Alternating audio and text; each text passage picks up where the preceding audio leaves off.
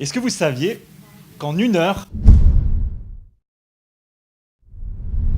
le Soleil nous envoie autant d'énergie qu'on en consomme dans le monde entier pendant 1 an? Alors pourquoi est-ce qu'on n'utilise pas plus que de l'énergie solaire aujourd'hui? Eh bien parce qu'il y a ce qu'on appelle le problème d'intermittence solaire. C'est-à-dire qu'à l'échelle d'une journée, on peut avoir beaucoup d'énergie entre midi et 2, quand l'ensoleillement est très important, alors que ce qui nous intéresse finalement, c'est d'avoir de l'énergie le soir quand on est à la maison et qu'on veut se faire une pizza devant la télé. Alors la question que je me pose, c'est de savoir comment est-ce qu'on va amener l'énergie de midi à 18 h le soir. Eh bien, il faut stocker cette énergie.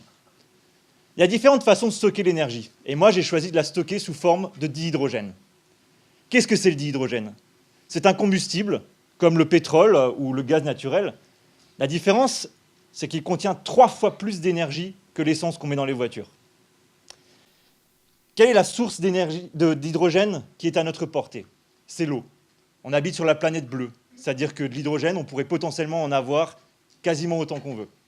Mais comment est-ce qu'on va transformer l'énergie solaire en hydrogène?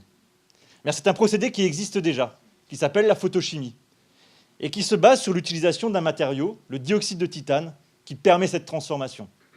Il a la capacité, en absorbant les rayonnements solaires, de casser la molécule d'eau en hydrogène et en oxygène.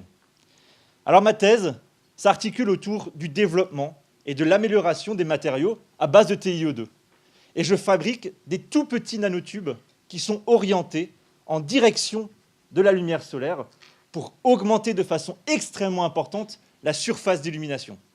Et si on imagine un tout petit panneau de TiO2 d'1 centimètre de côté, on a un éclairement équivalent à presque une vingtaine de stades de football. Vous imaginez un peu? Et pour aller encore plus loin, je développe de tout petits concentrateurs solaires, qui sont en fait des petites nanoparticules de métaux, d'or ou d'argent, qui ont des propriétés très particulières lorsqu'elles sont illuminées. Elles concentrent la lumière autour d'elles de façon très intense et transfèrent cette énorme énergie vers le TiO2 pour qu'il produise encore plus d'hydrogène. Alors, une fois qu'on a de l'hydrogène, on sait tous que c'est une énergie particulièrement propre. On peut la brûler dans une centrale, il n'y aura que de l'eau qui sera dégagée et on aura beaucoup d'énergie. Ou on peut l'utiliser dans une pile à combustible, dans une voiture, et pareil, on aura des voitures qui émettront que de l'hydrogène. Et si cette énergie est produite à partir du soleil, il n'y aura aucun dégagement de carbone, aucun dégagement de nanoparticules. Et pour moi, c'est ça l'avenir de l'énergie. Merci beaucoup.